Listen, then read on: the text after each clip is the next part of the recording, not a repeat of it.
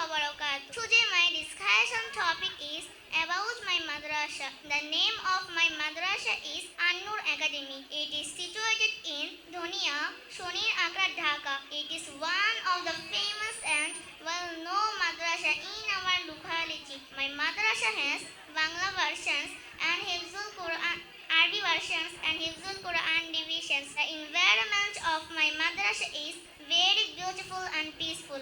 Authority of my madrasa is responsible and teachers are very cooperative. I am proud of my madrasa. It very soon. May Allah bless you. Assalamu alaikum warahmatullahi wabarakatuh. An-Nur Academy, An-Nur Academy, An-Nur Academy, An-Nur Academy.